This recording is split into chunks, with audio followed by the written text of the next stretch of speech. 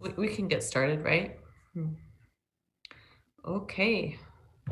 This meeting is being recorded. Good evening, everybody. Welcome to the December 3rd Planning Commission meeting. We'll start with the Pledge of Allegiance. Angela, do you mind leading us, please? Sure. Find a nice flag. I pledge allegiance to the flag of the United States of America and to the republic for which it stands, one nation, under God, indivisible, with liberty and justice for all. Great, thank you so much. Michelle, can we please have roll call? John Marshall. Here. Peter Gower. Here. Mark Johnson. Here. Arthur Munoz is absent. Paula Levis is absent. Alex Felto. Here. And Kathleen Taylor. Here. We have a quorum. Thank you, Michelle. Moving on to item number 3, do we have any public comment? Yes, we received a voicemail from Barbara Poole, and we'll play that for you in just one moment. Thank you.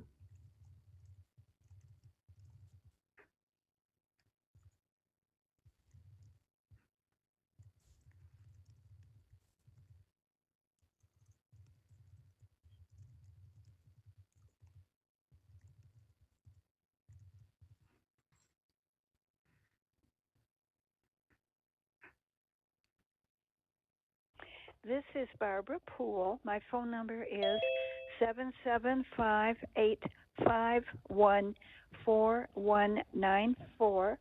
I got this letter that tells about when the Planning Commission is having meetings, but I'm going to leave a message. Okay, here I go. Zoning changes are ruining the face of Reno and will make it more like New York, which is solid concrete, more traffic, more human congestion, more water usage, pollution with the more traffic and the people, and the trees gone.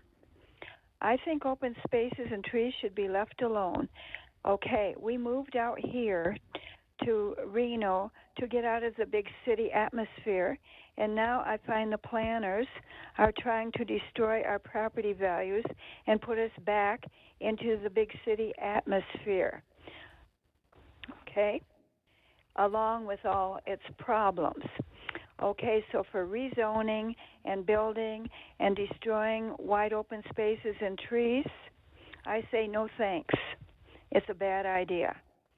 Okay, and this is Barbara Poole. I would appreciate a call that you at least got my message. And my phone number again is 775-851-4194. If I'm not home, please leave a message that you got my message regarding zoning. Okay, so I thank you very much. That was the only voicemail for this item, and just for the record, her voicemail was returned, or her call was returned by me. Okay. Thanks, Michelle. Do we have any other public comment? Not for this item. Okay, moving on to agenda item number 4, approval of the minutes. Do we have a motion for item 4.1, Planning Commission meeting November 5th, 2020 meeting minutes? Mr. Gower, I'll move to approve those minutes. Commissioner Munoz. Sounds like I have Commissioner Munoz, I'll second that. Okay, we have a motion by Commissioner Gower, second by Commissioner Munoz. Michelle, will you take a vote, please? Yes. Kathleen Taylor. Yes. John Marshall. Yes. Peter Gower. Yes. Mark Johnson. Yes. Arthur Munoz. Yes. Paula Levis is absent. Alex Felto. Yes. Okay, thank you. Motion passes. Item number 4.2, Reno City Planning Commission meeting minutes from the November 18th meeting. My apologies, Chairwoman. I have to actually abstain from the November 5th meeting, I believe.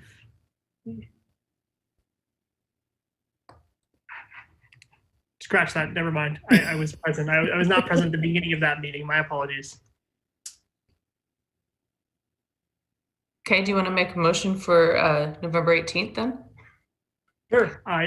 Thank you.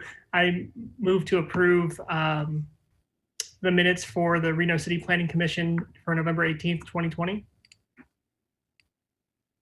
Thank you. Do we have a second? I'll second. Commissioner Marshall? Great, thank you. We have a motion by Commissioner Velto, a second by Commissioner Marshall. Michelle, will you ask for a vote, please? Yes, Kathleen Taylor, Yes. John Marshall, Yes. Peter Gower, Yes. Mark Johnson, Yes. Arthur Munoz, Yes. Paula Levis is absent, Alex Felto. Yes. Great, thank you. Moving on to item number 5, public hearings. This is for case number LDC 21-00015, Emily 5. Michelle, do we have a presentation from the applicant? Yes, we are bringing Gabe Whitler in. Just one moment. Thank you.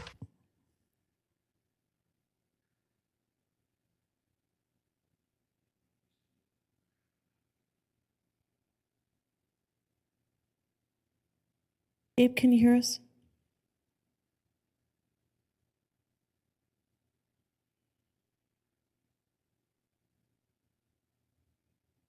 Gabe, I think you're on mute. Can you hear us?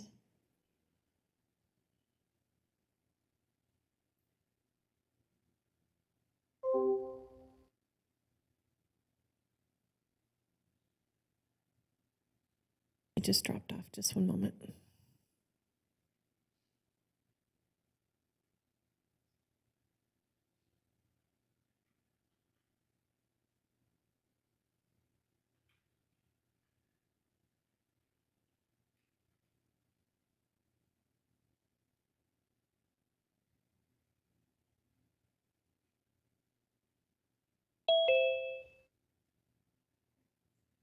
Hi, Gabe.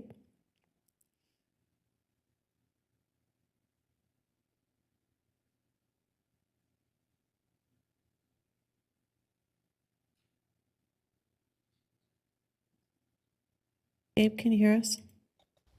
I can, I'm sorry. Was that a slight panic moment there? Joe getting logged back in, I'm sorry. Are you ready to present your? I am, yeah, thank you. Okay, go ahead and share your screen and you'll have 15 minutes.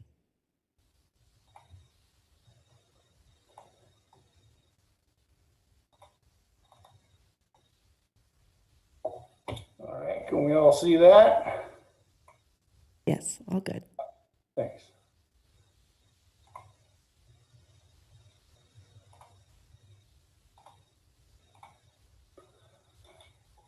Good evening. Again, thank you for having us. I'm sorry about the technical difficulties there getting launched here. The proposed project here is Emily 5. It's a 5-lot tentative map with a special use permit for small lot standards located at the end of Emily Street. I'd like to thank Kyle for the nice vicinity map here. The proposed project is located on the south side of McCarran between Kings Row and Keystone. It's located right here. It's a little infill project located in an existing SF6 single family zoning district. Primarily, the bulk of surrounding properties are also SF6. There is some large lot residential directly to the west and south, and the project abuts directly to McCarran right away.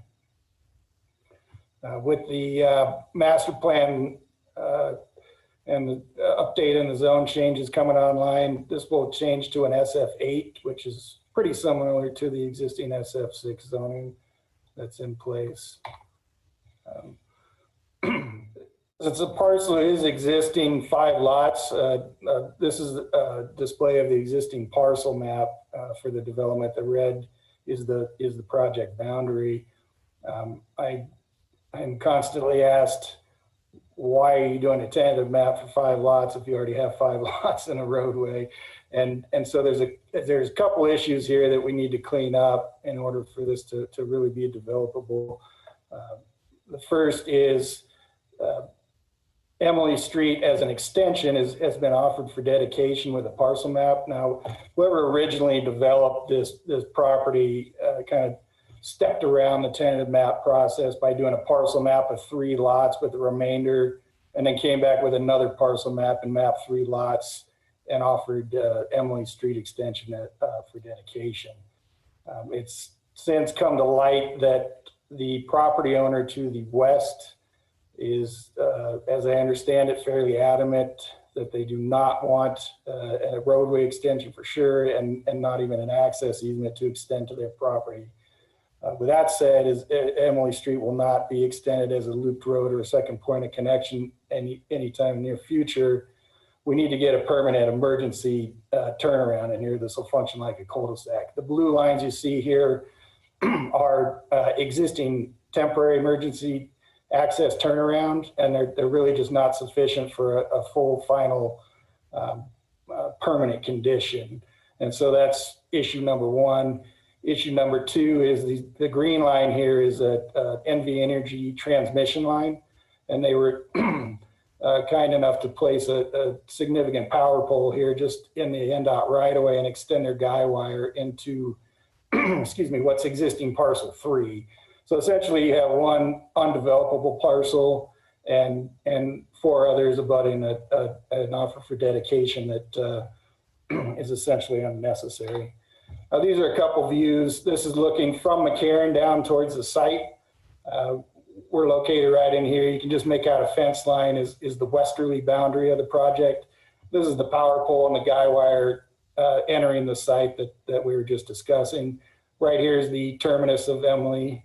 Currently, this White House is an existing lot that will remain directly adjacent to the property.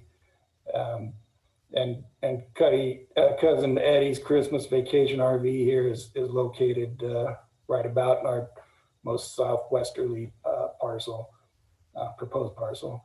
This image down here is the terminus of Emily Street, looking into the site. Again, here's the power pole with guy wires that are causing us some issues, and it currently has a temporary fence.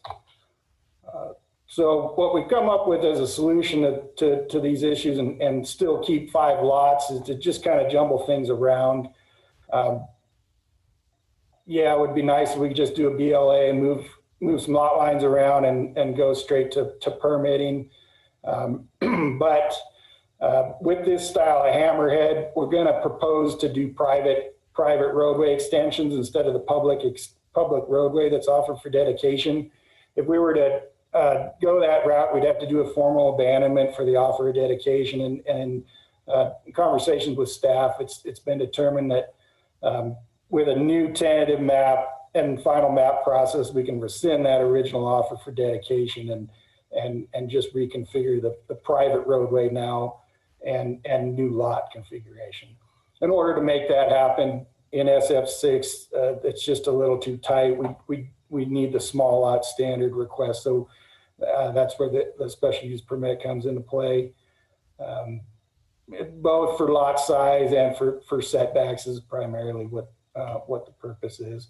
You see the red lines here represent an emergency access in and a turnaround, a hammerhead style. This will become essentially a shared driveway, no parking. Because we don't have full park or on-street parking for the entire development, we've added a little pocket off-site parking in the common area. Again, we're going to keep with the 5 lot configuration, just shifting things around a bit to make it work. Now, this is the existing house that'll remain. They have a driveway access here off of what'll be the Emily extension, and then they have a secondary driveway that comes in here as well. So the orange is the perimeter, and what we've done is just make oversized lot 2 so that it can accommodate the guy wire without disturbing NV Energy's infrastructure. That's kind of the general gist of the site layout. This is grading here on the left. Emily Street's fairly steep. It's pushing 8% road, so there's quite a bit of vertical we're dealing with on these lots as well. The property to the west, as I understand, is potentially going to be developed in the near future. Note that lots 3 through 5 on the west boundary are depressed in relation to that property. So we have roughly a 5-foot retaining wall along this backside where we're lower than the adjacent property, just because we're restricted on this east side and matching this existing house that's already been developed. Nothing's been developed on this property here yet. As I understand, they're in for a permit on a single family residence. I think they've got an acre there. So, for example, this area here, if it were to become a building pad, is about 10 feet higher than the finished floor of a house that would be situated down here in our southwest corner. So we're sitting a fair amount lower than a house would if they were to develop this area. On the right side here, we've got our utility layout. There's public sewer, water, gas, dry utilities are all stubbed to the terminus of Emily Street. So those will be extended on site. Again, as I understand it, the neighbor does not want access through Emily Street to their property. Originally, obviously, since there was an offer for dedication there, they basically have a right to an easement. We were going to extend an access easement to that property, and I believe staff will get into the details of potentially eliminating condition number 7, which is to provide an access easement to them. So I'm sure that'll come up here later in discussion. At a bare minimum, we would certainly still grant utility easements just because that's where they're available. And because of the current offer for dedication, that really gives them right to access that. Everything else will tie into the public infrastructure. This is a color display. North has been shifted here on you, but what you see here is this was our original concept. We were hoping to do kind of a townhome style, a cluster style, short driveway to increase the rear lot sizes here. In working with staff, we just couldn't find a mechanism in the current zoning to accommodate that. It's pretty clear in the SF6 that you need a 20-foot driveway length, and aside from doing a massive request for variance, which would probably be an uphill battle. So what we've done is we've gone ahead and pushed these lots back to a 20-foot driveway, and just reduces this rear yard, which is unfortunate. But this is the site layout overlaid on a current aerial photo. Again, McCarran here directly adjacent to the property. This kind of gives you a perspective of the lot and house sizes in relation to the neighboring properties. These would all be 2-story units, just given the lot sizes, and especially with the small lot standard, it's a small building footprint that you're left with to work with. So 2 stories is what will be proposed. We don't have any architecture to present to you at this point. It's still in flux. These may end up being custom lots themselves. This is just some fancy numbers breakdown. Just give you an idea of what single family in the current zoning, what the SF6 and the small lot will do for you. This is the project breakdown here on the right. So for example, with the small lot, the typical SF6 is a 6,000 square foot minimum lot. You can go down to 2,400. We're averaging 4,700 square feet. Again, obviously the setbacks get slightly reduced for most side rear fronts. If you have any questions, we can come back and address the specifics of all the site area breakdown, but I think this is a good example. This is the assessor's map for the area immediately surrounding the development here, highlighted in red. You'll notice that none of the existing SF6, immediately off of Emily Street and adjacent to the development meet the 6,000 square foot minimum, nor do they meet the 60-foot minimum width. So, and the current 5 lots don't either, except for this one parcel that's unbuildable. So that's kind of it in a nutshell. We're not making a huge change. Again, the main thing is just to make this functional in a permanent scenario. And in order to do so, we need to jumble these lots around a bit. So that's it for the general project presentation. I'll open it up to staff and then feel free to ask any questions. Thank you. Great, Gabe. Kyle, do you have a presentation? Yes, I do. See if I can share my screen here. Okay. Thank you, Madam Chair and Commissioners. Kyle Chisholm, Assistant Planner for the record. Hope you all had a wonderful holiday and are all staying safe.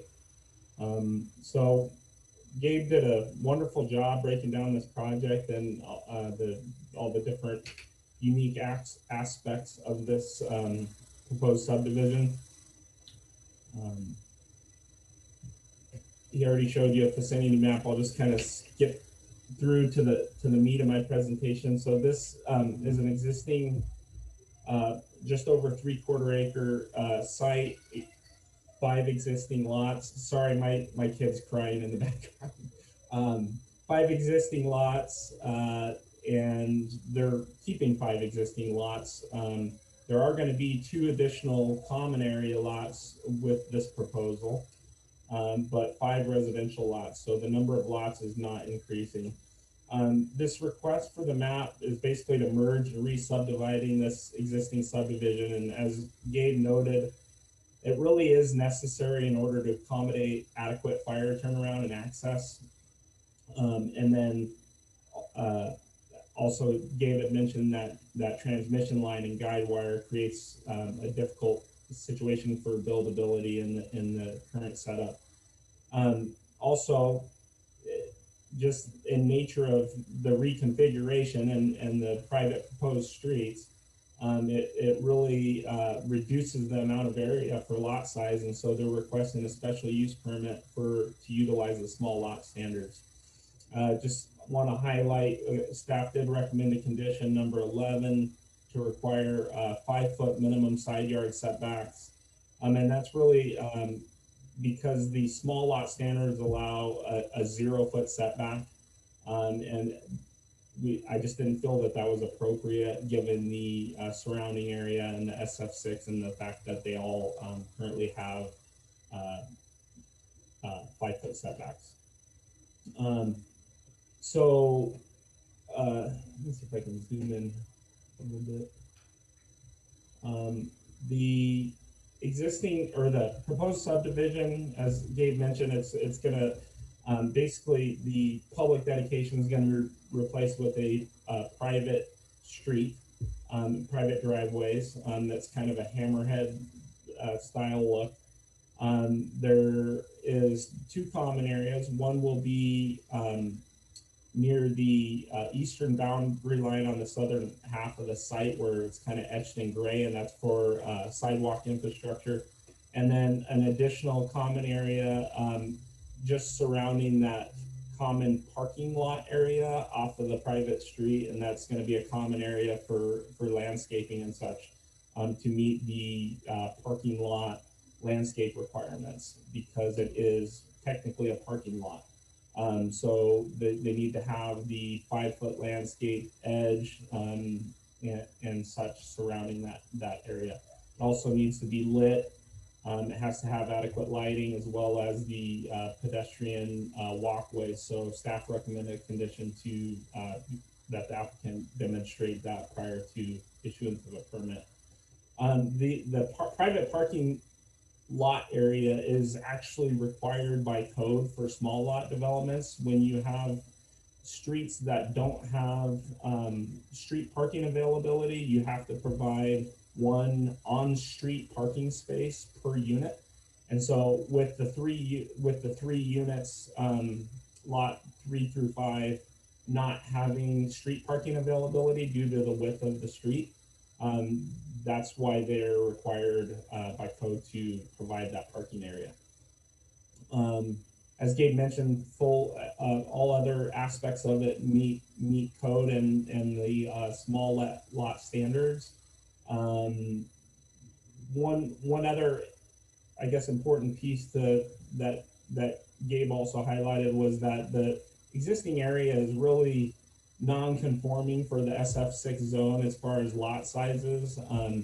And all 5 of the current lot, or excuse me, 4 of the 5 current lots also are non-conforming for current lot size, and it's really typical of this area. And I don't know the whole history on how that all went down, but probably prior to the current code. The small lot will allow them to make these improvements and make the subdivision more functional. That being said, I did receive one email from the property owner to the west posing condition number 7, which required the applicant to provide access to Emily Street for the sole benefit of that property.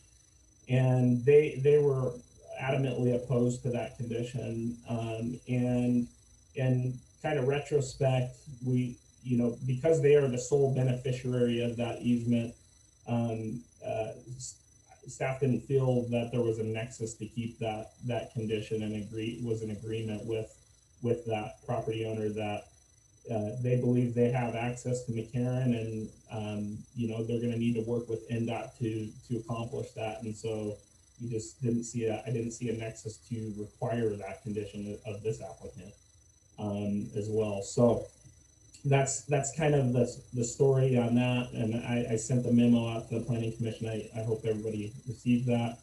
And just given the uniqueness of this subdivision and the existing conditions, it really is what they're proposing is making it more functional, and it really is compatible with the area. And staff was able to make all the tentative map and special use permit findings in order to approve this request, and recommends that the Planning Commission approve it.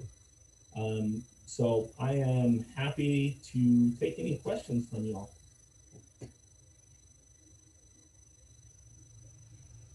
Great, thank you, Kyle. Let's bring it back to the Commission for disclosures. And we can start with Commissioner Marshall. I'm familiar with the site. No other disclosures. Thank you. Thank you. Commissioner Gower. Madam Chair, I drove by the site and received the email Kyle mentioned. Thank you. Commissioner Munoz. Same for me.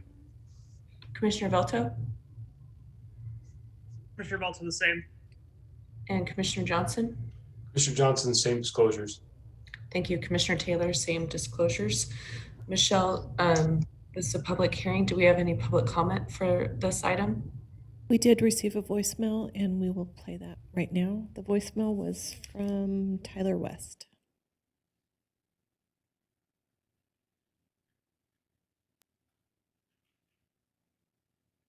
Hi, my name is Tyler West, case number LDC21-00015. That's Larry David Charlie, 21-00015. This is in reference to project Emily 5. My comment, I'm actually a resident of 2640 Emily Street, the property adjacent to this project. My concern is about access to the road during the project. My parking is in the southeast corner of 2640 Emily, with access to the street basically on the northwest side of the property. Basically just want to know what's being done about continuing access to my residents through the course of the project, if that's going to be addressed, and if so, what is going to be done to do that. So thank you very much for the comment and submitting the comment. Thank you.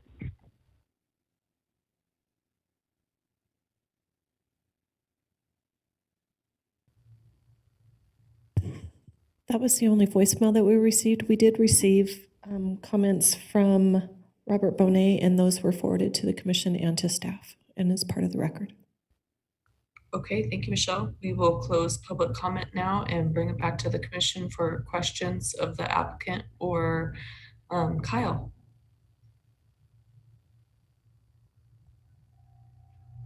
Madam Chair, I have a question for the applicant. Gabe, one of the conditions, I think it's condition number 11, indicates the requirements for an HOA. You know, it's a standard condition.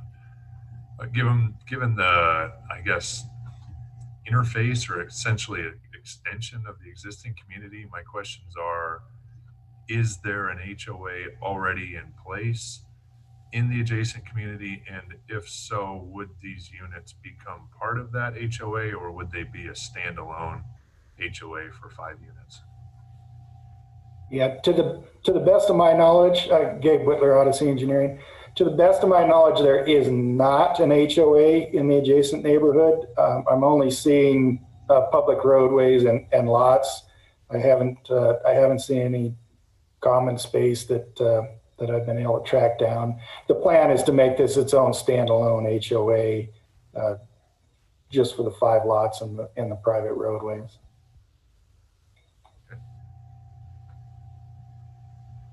Thank you, Madam Chair. That was my question. Commissioners, other questions? Madam Chair, Commissioner Johnson, I think I'll follow up with the applicant. Gabe, per the voicemail, the public comment that we just heard, it sounds like, and in looking at the plan, there's 2 points of access to the existing adjacent parcel, both of which are being maintained at the build out. But obviously during construction, there could be some issues.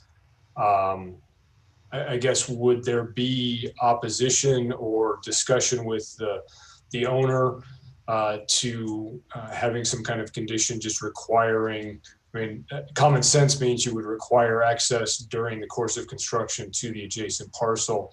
But there's some concern, I guess, in terms of how that access could be done, since there is access on one side no matter what, but it does seem like there's the need for construction period access to the southwest corner of the site.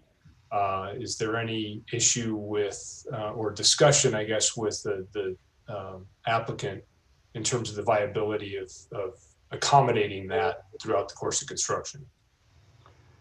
Yeah, certainly that's certainly a reasonable request, and like you say, they're kind of landlocked there around with our development. Both their points of access are going to be improved as we extend a roadway along your north and westerly boundary.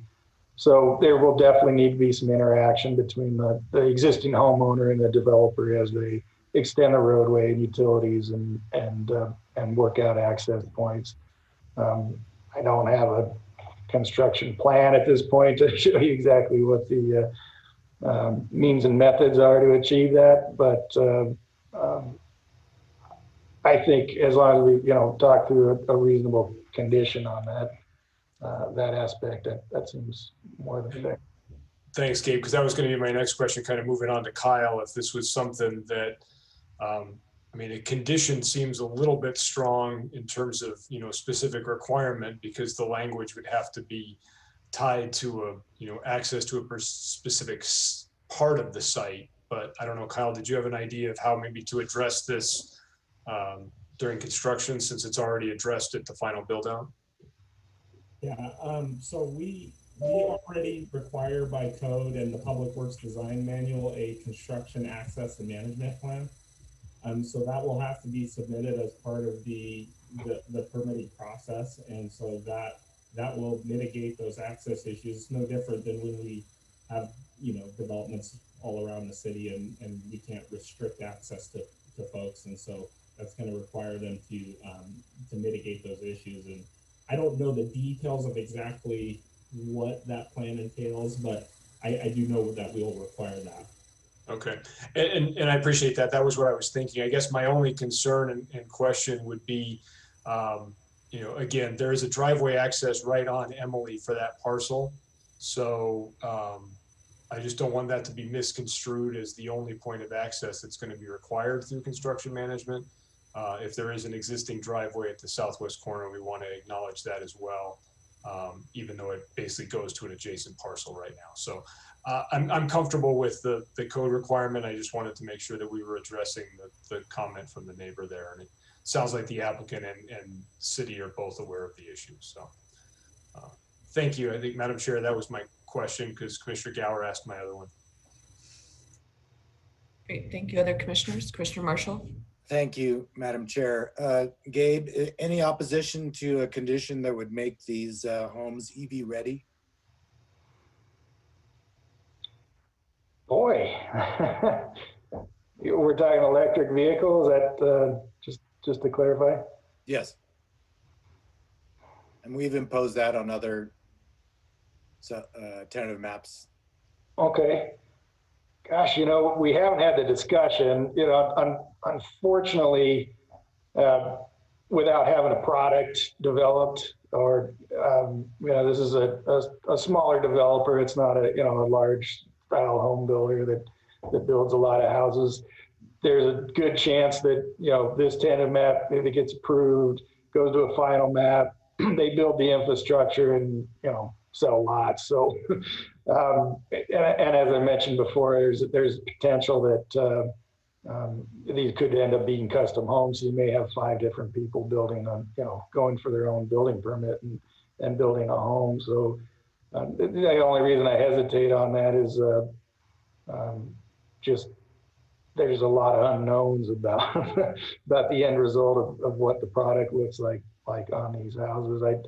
And not being an architect or an actual builder, I can't say exactly what that impact is on the house itself as far as cost and infrastructure and everything that needs to accommodate that. Thank you, Kyle. I take that was a kind of a no, but a soft no. Yes. Kyle, is there, did you by any chance, I know this was not necessarily part of the review process for this, but run it through our proposed sustainability ordinance? Would this fall out because of its size, or would it? Oh boy. Yeah,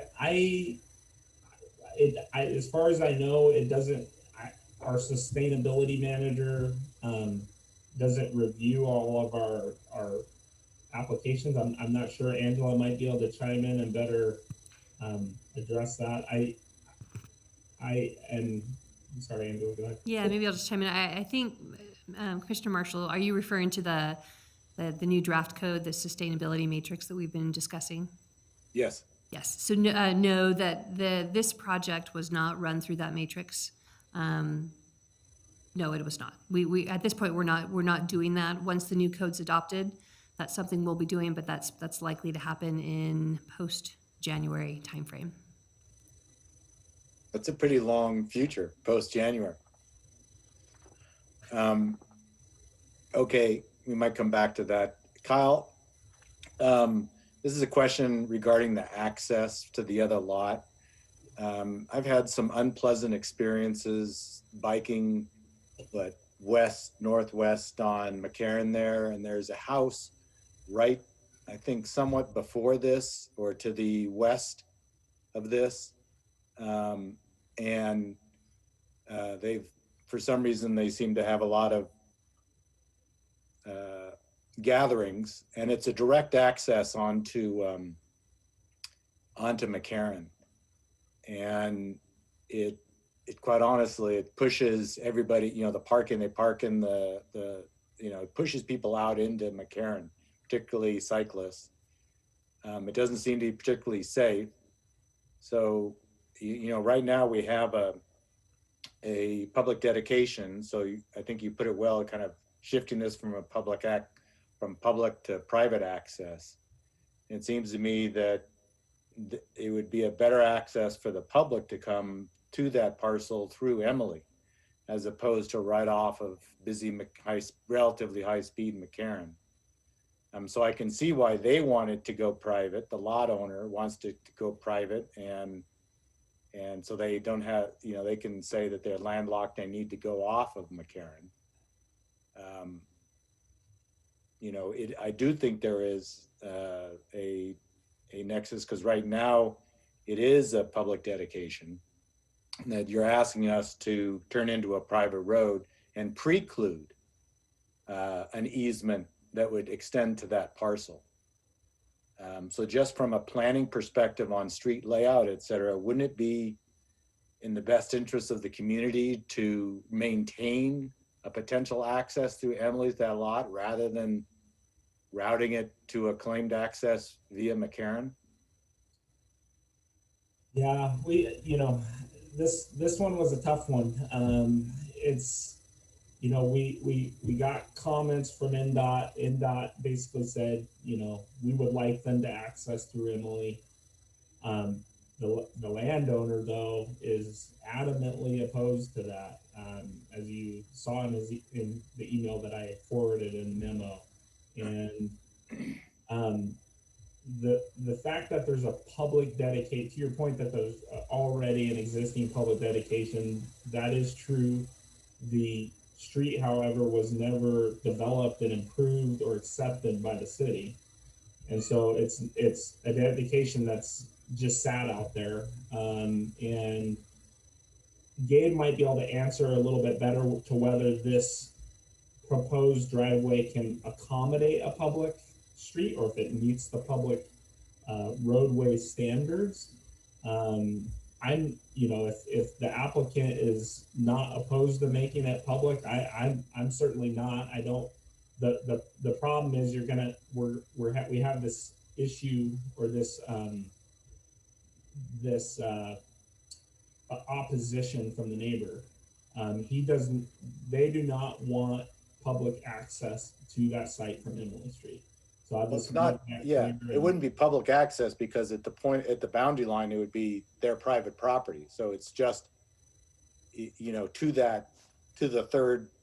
the lot that's trying not to get access if the edge of to that that parcel, because they don't want to they want to go to NDOT and say, we don't have any other way to get to our parcel, so let us, you have to let us come off McCarran. I don't know why they want to come off McCarran, but maybe that's, better design wise for them, or something, or less cost or something. But, so it's not really public in the sense of, it's a public road into their property, but it certainly would, we have right now an opportunity to preserve that ability for a road and access to that lot. And so we're right now at the condition 7 is just an easement. It doesn't mean that it's public or private. It's just talking about it's an access easement. And that's what we would be giving up, is that access easement to that lot. So why would we want to promote direct access off of McCarran? Commissioners, let me interrupt for just one moment. We have brought in the neighbor that we're talking about, Mr. Bonet. So rather than us trying to speak on his behalf, we wanted to bring him in so he could speak on his own behalf for the commission's benefit. And Mr. Bonet, you are currently muted, so if you can unmute, there you go. Can you hear me? And I think we'll need you to speak up a little bit louder. Can you hear me? Softly. Okay. In regards to Mr. Marshall's comment about the house, that house is a different lot. That house is on 10990 North McCarran, and they do have some pretty large gatherings that overspill onto McCarran. However, that is not the lot that's adjacent. Our lot is on the east side of him and on the west side of this particular applicant's lot. So that lot you're talking about does not involve us. Also, as far as regards to access across there, he doesn't have access at all to Emily, period, except if there was an access across us, which is not going to ever happen. That is why both of us are landlocked and access McCarran. We have been using that access to McCarran for 20 plus years. For us to try to go and access Emily would be we have a house plan in process currently with the city of Reno for building our home, a single family residence. And the way that building is configured on the lot, there's no way to access and be able to use our land for, it's zoned for horses, which we're going to have. It's zoned for a lot of, for being able to use it and have equipment brought in there and everything else. There's only a 12-foot setback behind the house that we're getting ready to build. And so there's no way for us to be able to do that. That's why we do not desire nor need an access to Emily. But regardless of that, the other house that is over there across to the other access to McCarran is not our property. That's a different person. And from what I understand, it's currently in a pending sale. So I would think that there's a good possibility that those large parties that they've been having over there will pretty much be ceasing in the near future. What we would like is to go ahead and retain the underground utility easement, not an access easement to this private drive in Emily Street, but the underground utility easement, because the city is requiring us to connect to city water and sewer. And that is the only way for us to do that would be, through our 12-foot setback straight into that new manhole that they're going to be running up through from that private drive.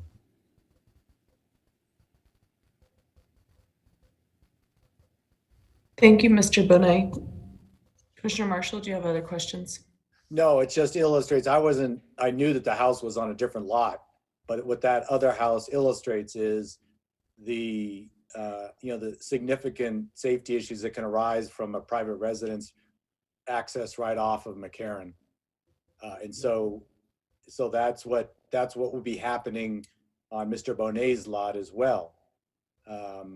Except if there's this other alternative access, it may be more inconvenient, or it may be such that he can convince NDOT that he already has the right to access across their other lot, but that's up for him and NDOT to decide. But what we're doing here, what we're being asked to do, is to close off what could otherwise be a public access or an access that this parcel can use through this street, and then almost facilitating the access off of McCarran. So, Mr. Marshall, the building configuration that we have already. I'm sorry, Mr. Bonet. If Commissioner Marshall has a question, he can ask, and then you can respond if that's appropriate. Angela. Yeah, we there we go. We'll just mute Mr. Bonet unless we have more questions. Thank you very much. I have no further discussion. I think the point is fleshed out as to whether or not we want to remove condition 7 and have that facilitate direct access off of McCarran. So that, I'm right now I'm not leaning in favor of that, but I'd love to hear other planning commissioners' comments on it when we get to discussion. Commissioners, other questions? I think we can move into the discussion portion. Do other commissioners have discussion regarding Commissioner Marshall's comments? Madam Chair, Commissioner Johnson, I understand the point that Commissioner Marshall is making. I'm actually looking at the drawing right now, and there's a 24-foot roadway that extends to essentially the west property line. And it's stated right now as a access and utility easement. And as I understand it, the desire is to maintain the utility easement, but not the access easement.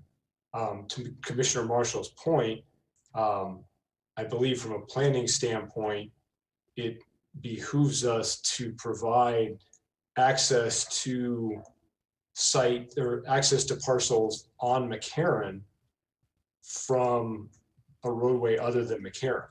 So while this property owner has no intention of using the access, and plans may be in place and process to make it something that doesn't need to happen. From a citywide planning standpoint, I understand the desire to create and maintain that access for planning in the future. So I appreciate Commissioner Marshall bringing that up and understand where he's going. And honestly, I don't think that keeping an access easement in place does anything to the adjacent parcel other than, allow something in the future. It doesn't mean they have to use it. So I don't want to speak for Commissioner Marshall, but that was my understanding of the point that he was making, and it does make sense to me from a planning perspective. So that's my response to his comment. Thank you, Madam Chair. Thank you, Commissioner Johnson. Other comments, commissioners? Kyle, hearing what the discussion that just happened, do you have a strong feeling one way or another for condition 7 or a different recommendation? Well, I understand Mr. Bonet's concern because the access easement would be for his sole benefit. And so if he's saying he doesn't want it, it kind of puts us in a weird position to require it on a condition. And so that was my concern with it. I do totally understand Commissioner Johnson and Marshall's point of view that, for the overall, and I could understand going that way as well because, NDOT, it's not desirable. NDOT has made it clear that it is not desirable for them to access McCarran, and if they have an alternate means, then they'll probably require them to do so. So that comes back to the neighbor's position on why they don't want that, and if they've spent money and have plans submitted to access with a house designed a certain way to access McCarran, this could potentially, put them in a position where maybe NDOT would deny them access. And I can't speak for NDOT. This is just kind of the conversations I've had with them. So it's a tough situation, and I can understand both sides of it. So no, I don't have a strong position either way, but I'm just concerned with requiring the access for the sole benefit of that property owner when they don't desire it. Thanks, Kyle. Commissioners, other discussion?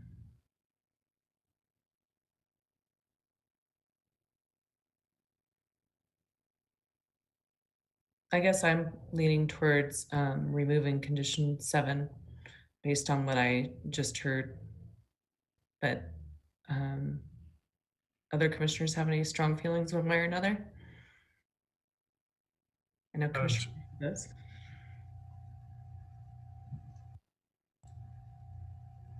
Madam Chair, Commissioner Gower.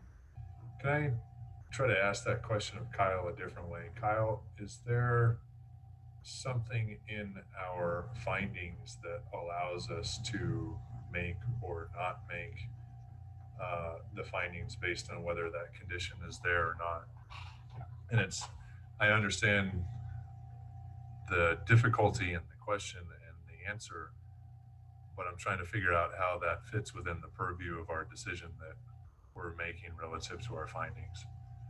And I'm hoping that you can help me out with that.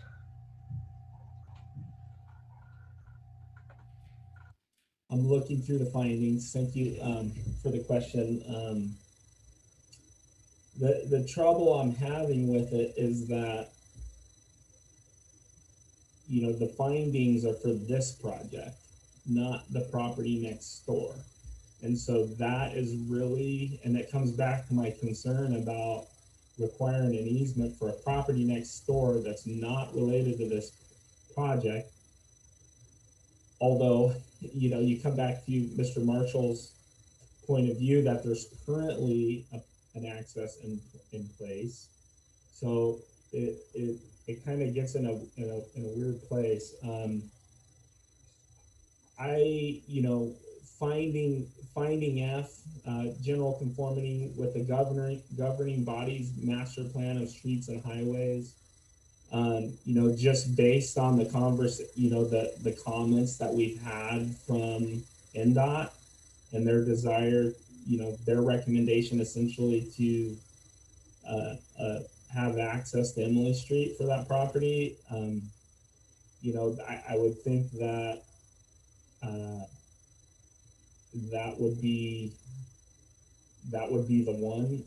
That would be the finding. Finding G, effect of the proposed subdivision on existing public streets and the need for new streets or highways to serve the subdivision. I don't think that applies because that's talking about this subdivision. So I think really it's, you know, you're looking at finding F in my view. And I don't think the special use permit or findings are applicable here. You know, this is a small lot SUP. And I just don't think that those findings are applicable to that particular situation. So to answer your question, Commissioner Gower, I think finding F would be, you know, and I do reference the NDOT comments in there. So if that helps.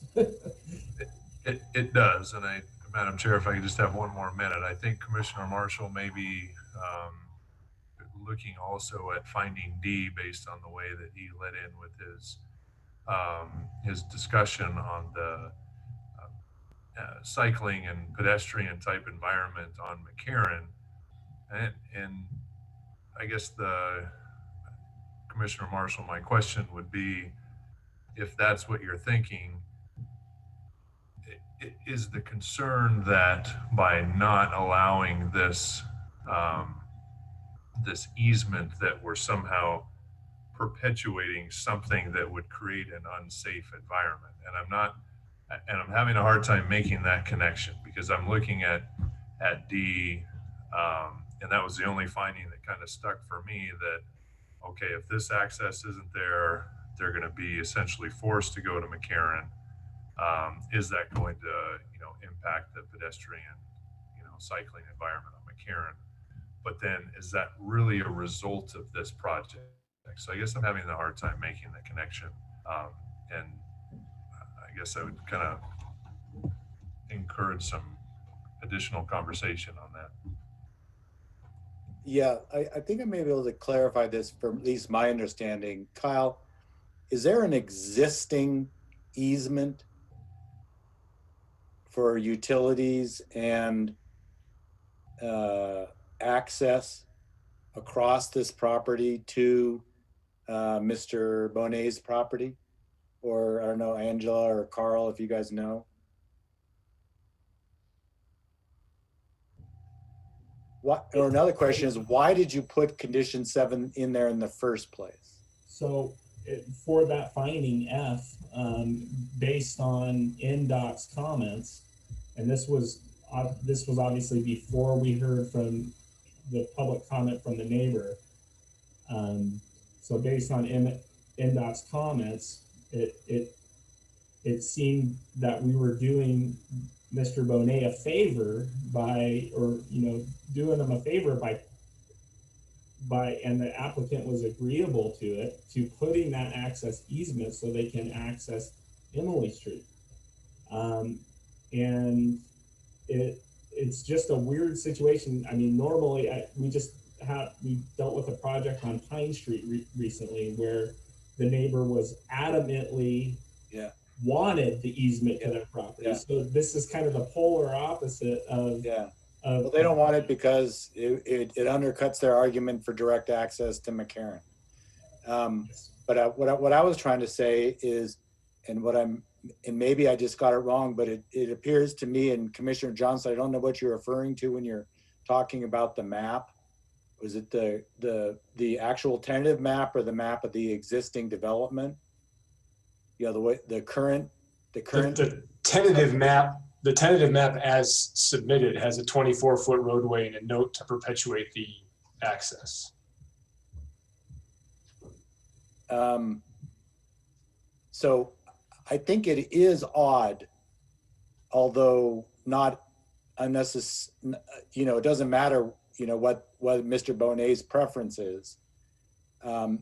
Because I think there are policies, and I couldn't cite them off the top of my head, but in the master plan that probably promote, access not off of main arterials or whatever and so that, I think there is a sufficient nexus. I kind of am somewhat less concerned about it if it's something that didn't exist before, and we're requiring essentially this applicant to give up this access in order to facilitate, Mr. Bonet's, or to get access to his parcel off of McCarran. That's a little different than if we already had access via some mechanism that they could use or NDOT could recognize to say, you've already got it. What we don't want to do is inhibit that access or change the status quo to preclude access. Because what we're doing in effect is turning this street dedication into a private street. That's what's being asked of us. And so we're precluding access that might otherwise exist if we don't have this condition. So that to me is a change in the status quo. If in fact there was, some ability to access the lot, with, if this public dedication were accepted, or if there's an existing, ability of Mr. Bonet to use this lot for access. So that's what I'm a little, I just don't know enough about tentative maps and offers of dedications, et cetera. But so I'm trying to make the distinction between, if it's something we're imposing, then I don't think I don't feel as strongly about it. But if it's something that we're taking away, if we're removing the ability to access, then I think we shouldn't do that, and we should maintain condition 7 if the developer wants to turn these roads into private roads, as opposed to not accepting the public dedication. Long-winded, and I'm sorry, Madam Chair, that of diving into this rabbit hole. So those are my 2 cents. May I just interject for a sec? While we do not have NDOT here, historically, the way NDOT works is if they want to, I don't want to say cut off your access, because that's not what they do. If a parcel only has one point of access, and in this case, the adjacent parcel only has legal access through McCarran today. By giving them another access through Emily, NDOT then has the ability to say, you now legally have another point of access, we're going to cut off your access. So big picture, that's the concern that we're hearing from that neighbor. He's designed a house based on access from McCarran. So from what he has said is, if he no longer has the ability to access McCarran, he's going to have to redesign his house on his lot to access it from Emily. So from that perspective, I want to bring it to your attention that this potentially could have impacts, negative impacts on that adjacent neighbor. And that is why they specifically came forward and said they would request not to have this access. Thank you, Angela. Commissioners, other Questions or comments or discussion items? Yeah, Commissioner Munoz, Madam Chair. You're listening to everybody and looking at the findings, what everybody says, this is just crazy to me that he doesn't want it. He's asking us not to do it. And the potential of him losing access to his property the way he's had it for 20 years, it doesn't even make sense to me why we're arguing this point. He doesn't want it. They don't need it. He has access now. It seems like we shouldn't be touching this. It'd be something we shouldn't touch. If the city agrees with that, if he doesn't want it, it shouldn't be there. Why are we going round and round about this? It's going to negatively affect him potentially if NDOT goes and changes his access and says, no, you no longer can use that. It doesn't make sense to me why we're going around and round about this. He doesn't want it. He's got access now. He's had access for 20 years. Let's leave it alone. That's how I feel anyways. I'll definitely entertain a motion, Commissioner Munoz. I need help with the wording, but I have no problem making a motion on that.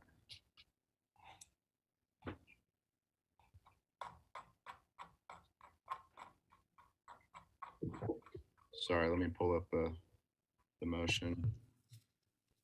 So I think the motion might be something like this, Commissioner Munoz. Based upon compliance with the applicable findings, I move to approve the tentative map and special use permit subject to the conditions listed in the staff report, except for condition number 7, which will be eliminated from the conditions.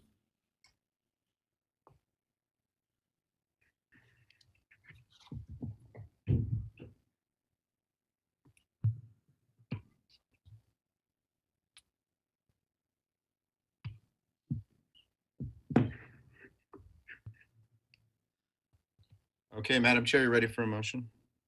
Yes, please. In the matter of LDC 21-00015, Emily 5, based on the compliance with applicable findings, I move to approve the tentative map and special use permit subject to conditions listed in the staff report, along with what Carl said, removing condition 7. Commissioner Velto, second. Thank you, Commissioner Munoz. We have a motion and a second by Commissioner Velto. Do we have further discussion? Michelle, will you please take a vote? Yes. Kathleen Taylor? Yes. John Marshall? No. Peter Gower? Yes. Mark Johnson? Yes. Arthur Munoz? Yes. Paul Levis is absent. Alex Felto? Yes. Okay. The motion passes 5-1, 1 absent. Great. Thank you, Michelle. Thank you, Gabe. Good luck with your project. Thank you, Kyle. Thank you. Okay, commissioners, moving on to item 5.2. This is case number LDC 21-00018 Silver Dollar Estates Area 4. Michelle, do we have a presentation from the applicant?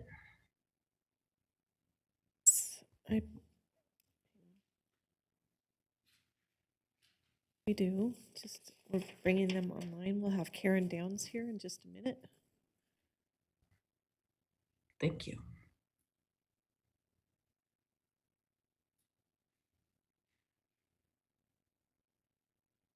Trouble moving her into the meeting. Oh, there she is. Karen, are you there?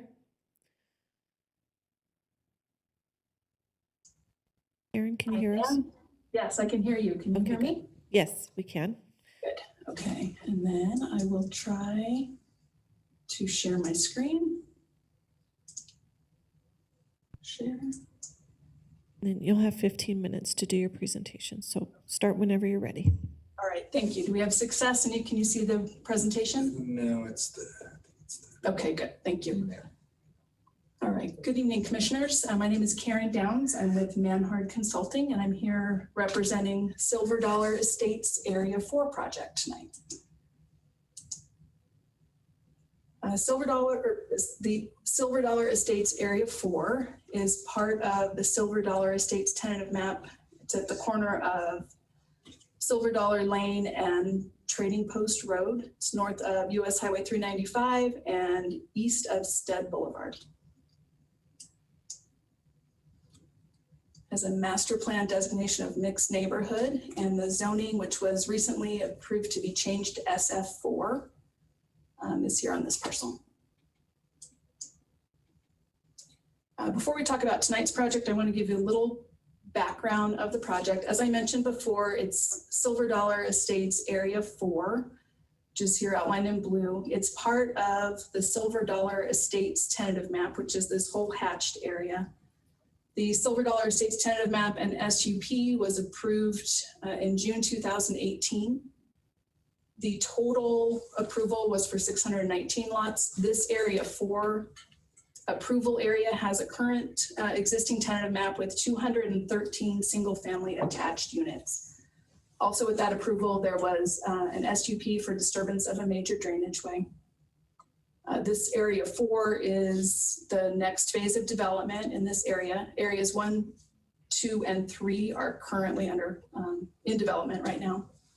And then, as I mentioned before, there was a zone change on this parcel to SF4 that was approved in September of 2020.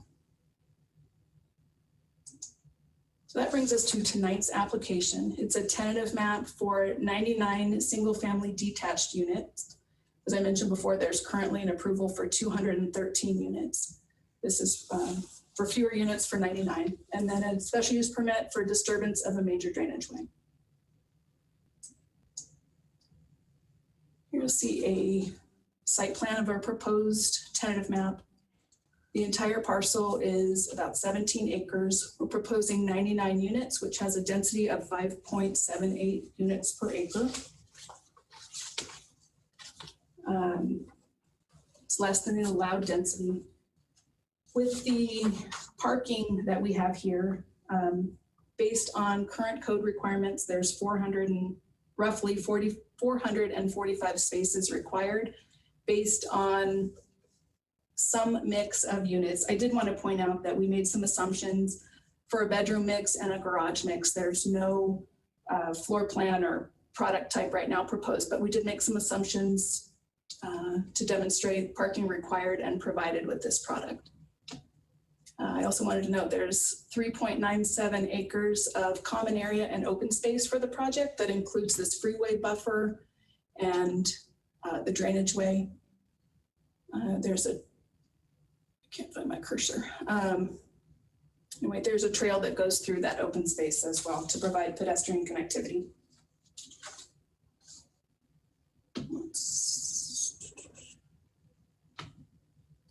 Trying to go to the next slide. There we go.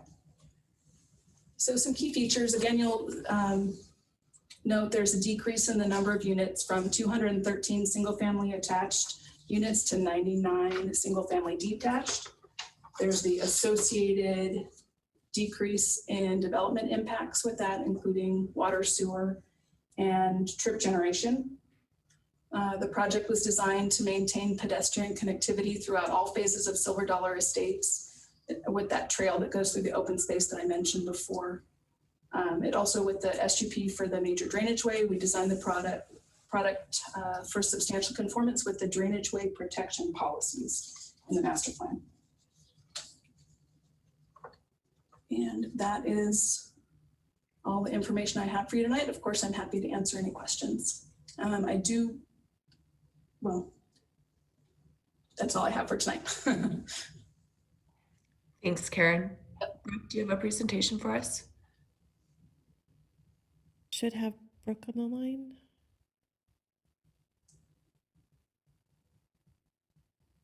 Brooke, are you there? Hello, Michelle. Hello, Planning Commission. Angela, Carl, good to see you all. Michelle, can you start my presentation, please? Sure, just one moment. We have to bring it up. Brooke Oswald, Associate Planner for the record.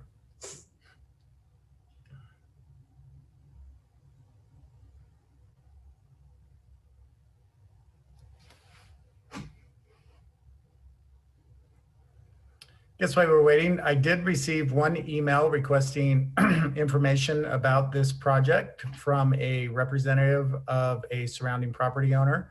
That information was provided where they could find that on the website. There was no follow-up conversations nor or comments related to that request.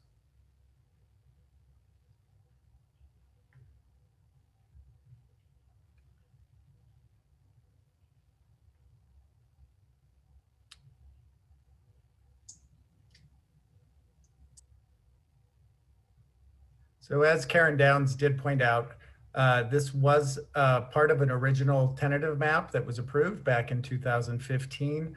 There were 213 units. Those were built of a triplex is what was proposed on that. We have modified, that has been modified through the zoning, the SF4 zoning from the community commercial to single family detached.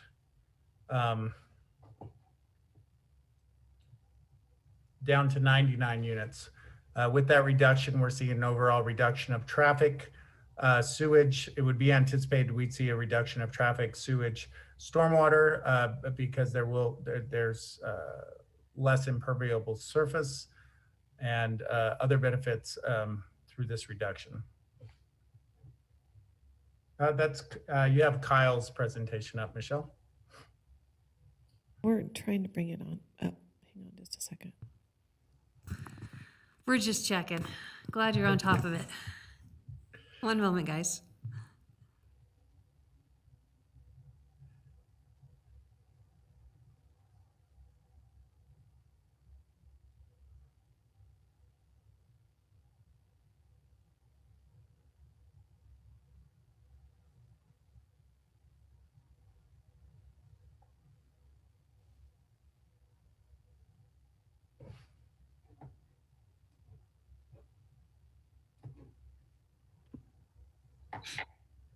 Madam Chair, would you be opposed to a 5-minute break while they set this up so we can use facilities?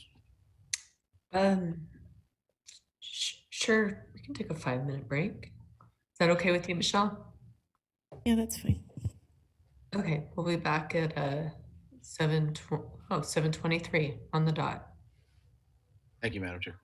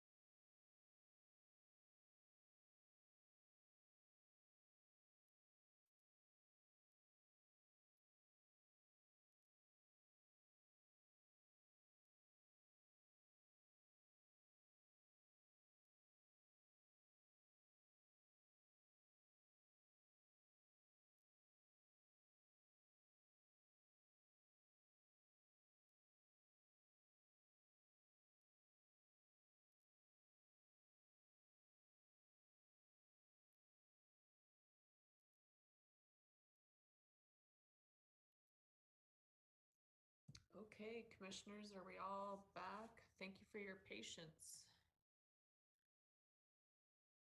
Brooke, we can see your presentation. Great, thank you. Brooke Oswald, Associate Planner for the record. Next slide, please, Michelle.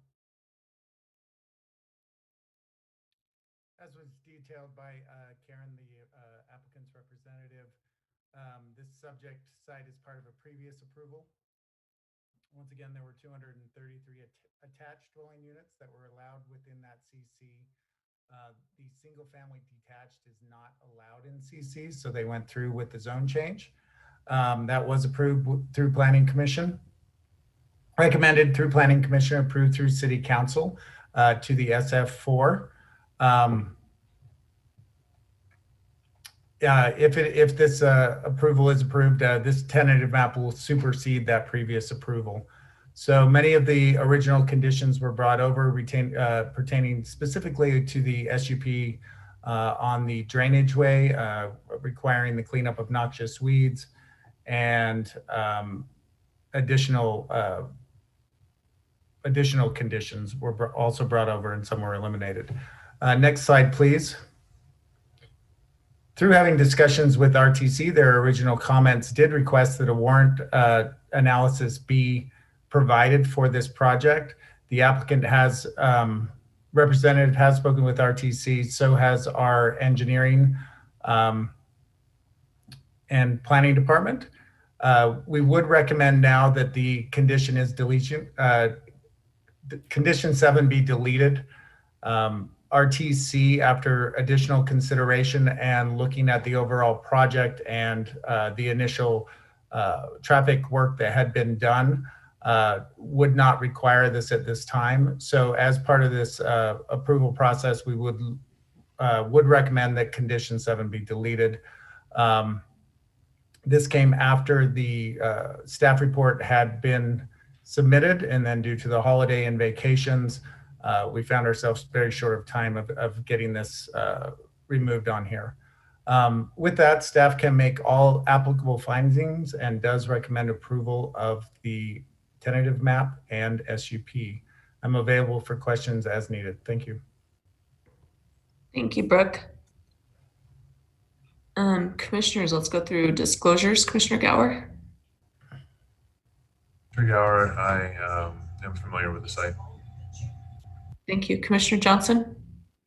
Commissioner Johnson, familiar with the site, received and read the email and spoke with the applicant's representative. Commissioner Marshall. Familiar with the site. Commissioner Munoz. Same disclosures. And Commissioner Velto. Commissioner Velto received and read emails and visited the site. Commissioner Taylor, as did I. Michelle, this is a public hearing. Do we have any public comment for this item?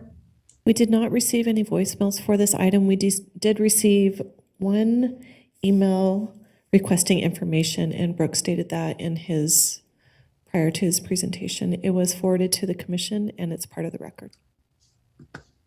Great. Thank you, Michelle. We'll close public comment and bring it back to the commission for questions of the applicant or of Brooke. We'd like to get us started.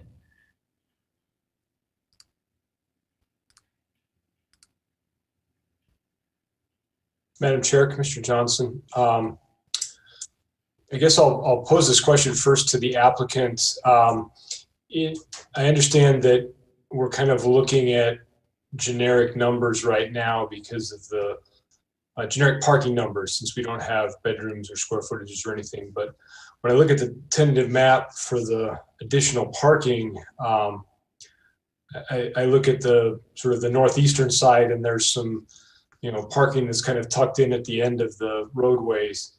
But when I look at the western side, there's two pretty substantial parking lots as a part of the tentative map. And I guess I'm a little concerned in terms of how those might be used. I'm understanding that's there because we don't have street parking. Maybe you could walk me through the thought process on how we got to essentially parking lots in the middle of this development. Right, can you hear me and see my screen? Yes. Okay. So yeah, I did look at these parking areas a little bit. Those are some common area parking. You'll see there's some throughout the site here, and then those two larger areas you were mentioning are here and here. They're provided throughout the site because there is no on-street parking. So they were provided as common parking areas. They're this large because it functions along with the fire turnarounds that are there. So here, if my cursor will work, functions with this fire turnaround and this fire turnaround here. So why they're provided and so large there. Okay. And so then I guess the follow-up question, when this does go to final map and we determine the actual number of parking spaces, from what you're telling me, those are going to remain to at least meet the fire department demands. The parking would be added as needed based on the final traffic count or final parking count? Correct. Yeah, we would make sure it met parking requirements at time of final map. Okay. And then, thank you, Karen. Brooke, just a follow-up to that.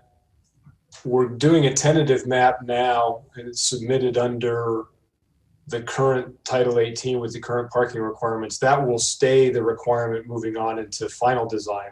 They won't have to relook at this based on any revisions based on the new code? Yeah, their approval would come through at the code at the time, which is our current code, so they would have those parking restrictions. We do have the option within our current code of a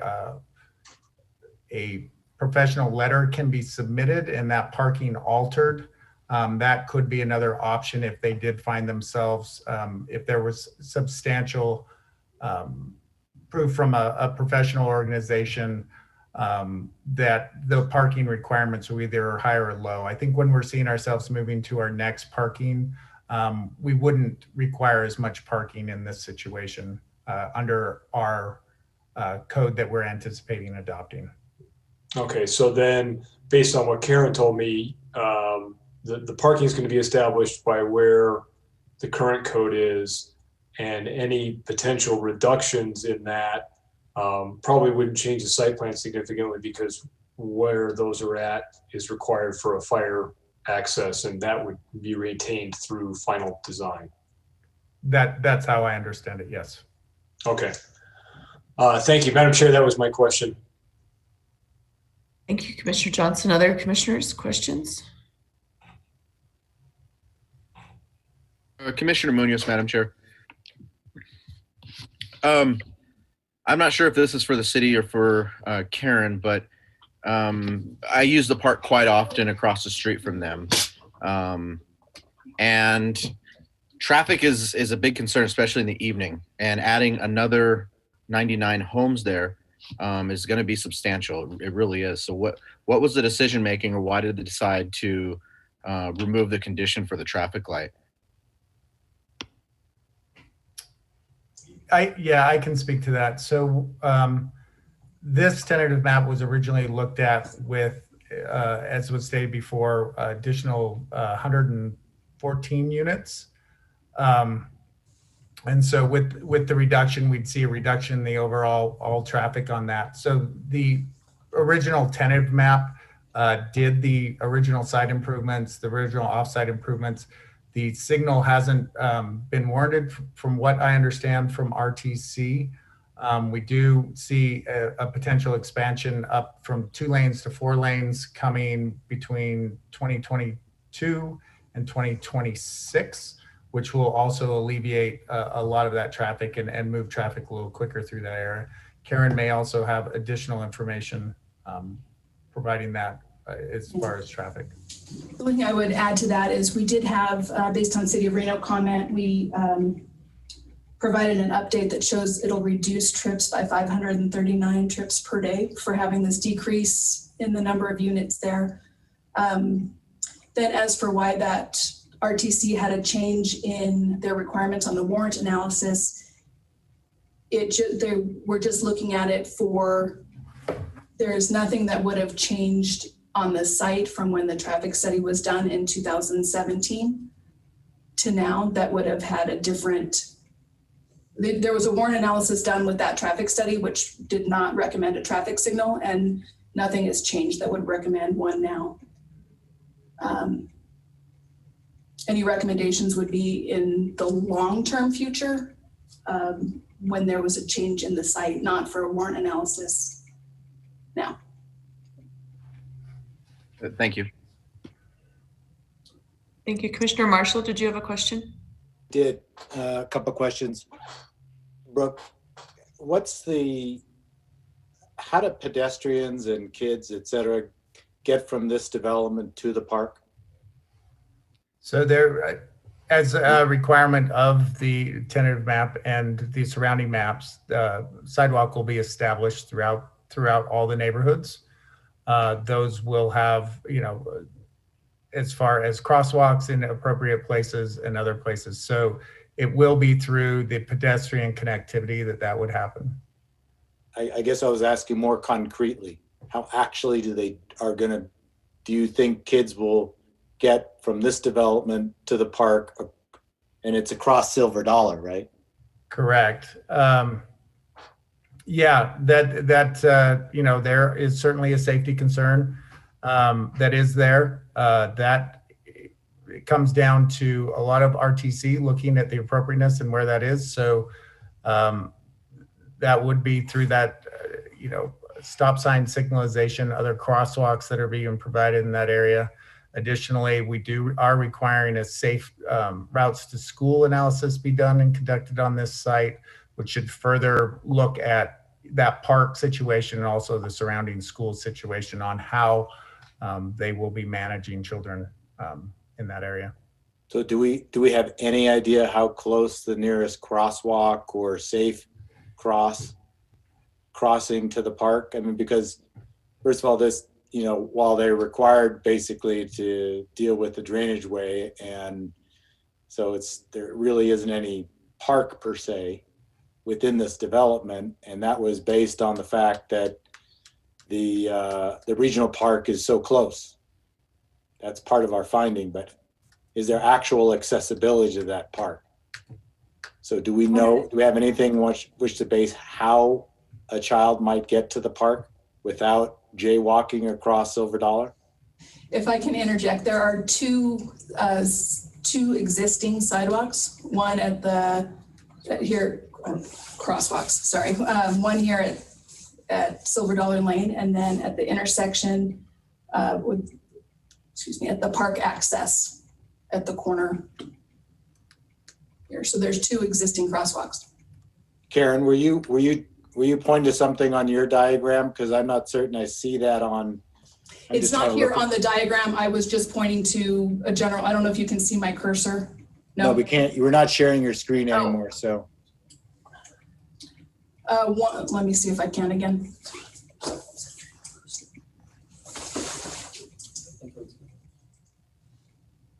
All right, am I back? Yeah. Okay.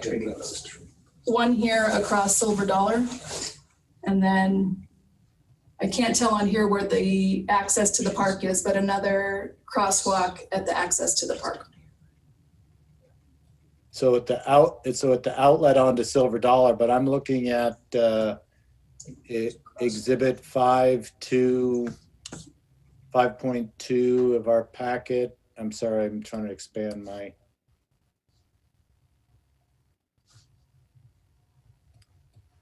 So I pulled up a map, and there are crosswalks located along Sky Vista Parkway. So that as the development continues, there'll be sidewalks down Trading Post Road to Sky Vista Parkway. There are both north-south and east-west crosswalks located at that intersection of Trading Post Road and Sky Vista Parkway.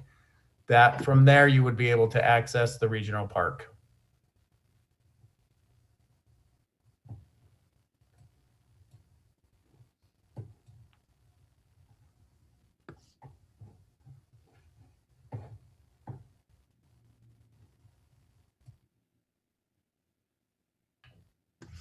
Thank you. Brooke, what's the status of the existing, or excuse me, the approval for the 213 units? Yes, they've begun to map several of those other units. I don't have the specific number on how many have been built at this point. We are seeing final maps coming in on that. This being one of the later areas to be developed. So we've seen a fair amount of development across that. We've seen the major infrastructure and other stormwater infrastructure, major roadways already established there. I was actually asking about the 213 on this particular site. Yes, they have not moved forward with that. There's the tentative map approval. We have not seen a final map or any progression in that. Is it a, so it's an existing approval that's non-conforming with the current zoning? It would not necessarily be, detached product is allowed within the SF4 zoning, and we do have a caveat that allows smaller lot sizes to be done if the overall setbacks are done. So we'll see that within a townhome or something that you'd be familiar with when we see a tentative map. But that would require a special use permit, and we have seen no. So they could move forward with that, possibly move forward with that with an SUP. So just for my own, the way I look at this, we're approving a reduction in density, or so that would require that we have an existing permit that could be built out, or are we authorizing 99 new units that haven't, if the prior approval is somehow no longer buildable because either zone change or they surrendered this element of their prior permit? Yeah, so with the approval of this tentative map and special use permit, we would see that area of the previous tentative map would no longer be valid. But when the zoning came through the SF4, that's when we anticipated that we would see probably moving to a detached dwelling unit, and the overall tentative map and structure of how they're proposing their units here change. Thank you. Yep. No further questions. Thank you. Other commissioners, questions? I don't see any hands. Discussion, commissioners?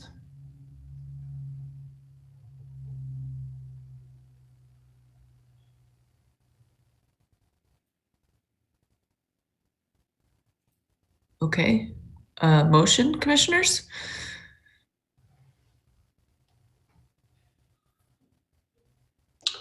Madam Chair, I'll make a motion on this one. Mr. Johnson, in case of LDC 21-00018 Silver Dollar Estates Area 4, based upon compliance with the applicable findings, I move to approve the tentative map and special use permit subject to conditions, and I can make all the findings for both the tentative map and the special use permit. Thank you, Commissioner Johnson. Do we have a second? Commissioner Munoz, I'll second that. Just for clarification, does that include the elimination of condition number 7? Thank you, Carl. Yes. Sorry, I'll make revise the motion to include the elimination of condition number 7 as recommended by staff. Thank you. Commissioner Munoz, I second that. Thank you. We have a motion and a second. Do we have any further discussion?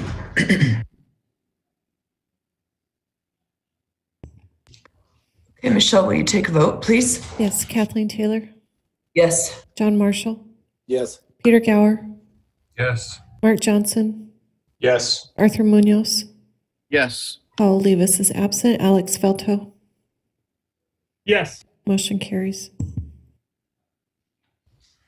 Thank you, Michelle. Thank you, Brooke. Thank you, Karen. Good luck with your project.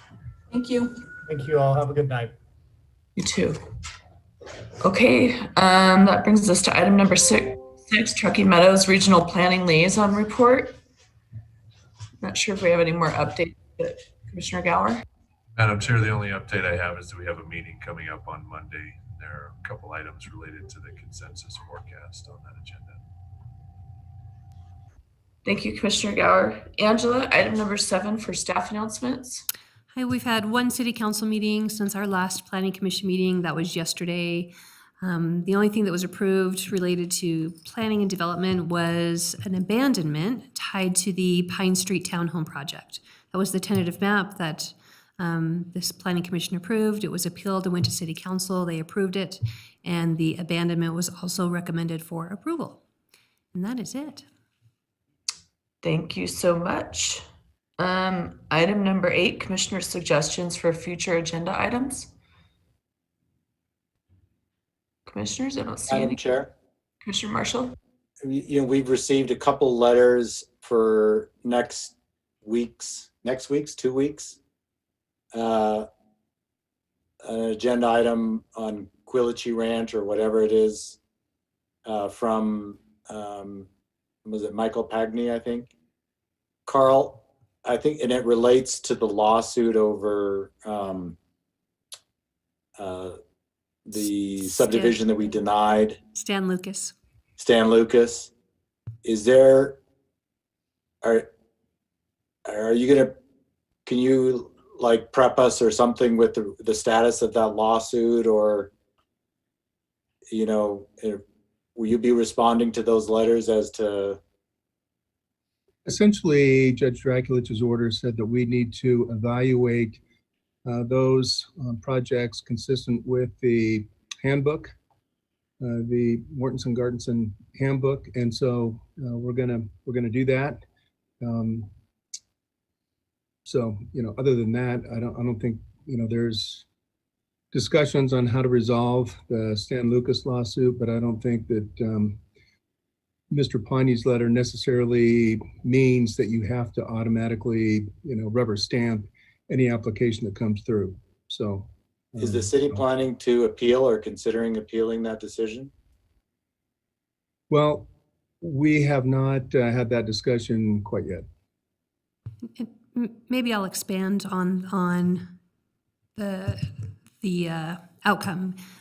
So the judge there was 3 things. They said, 1, the findings that were made by the Planning Commission and City Council need to be based on the MGOD, but anywhere that there was, an area that was, help me out, Carl, anywhere where there was misinterpretation or an area that was missing information, refer back to the handbook. So it wasn't so much that the old version of the handbook is what we should be using. It was anywhere that the MGOD was silent on something, you can refer back to something that had previously been in the handbook. So specifically, that was dealing with whether or not Stan Lucas was required to do a zone change and master plan amendment, or if they could move the boundaries of the zoning through the tentative map special use permit process.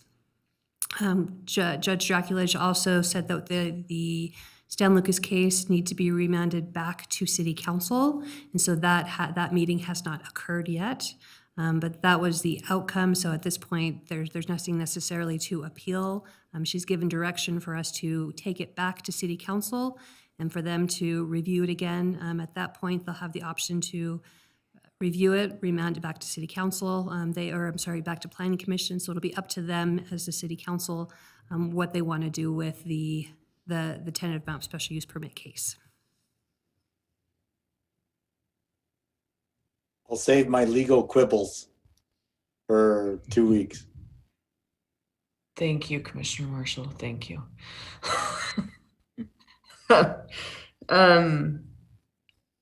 Agenda item number 9, public comment. Michelle, do we have any public comment? We did not receive any public comment for this item. Okay, thank you. Item number 10, adjournment. real quick, sorry about that, guys. Before you adjourn, I just want to remind everyone that we are going to be having a special meeting on December 21st. Be sure and you have that on your calendar. It is 4 days before Christmas, so we will get to see you 2 more times by the end of the year. Christmas. I have my Christmas sweater ready. Can't wait. Adjourn, Madam Chair. I hope you feel better. Thank you so much, everyone. I second both of those. Okay, As do everybody. I. All Okay, those feel in favor, better, aye. Madam Chair. Aye. So Commissioner Marshall, Yes, sir. I would like to hear your quibble. When you have a moment, please give me a call. Yeah, I'd like to talk to you about it. So I'll give you a call. I'll give you a buzz. All right, thank you. Good night, everyone. Good night. All right, thank you guys.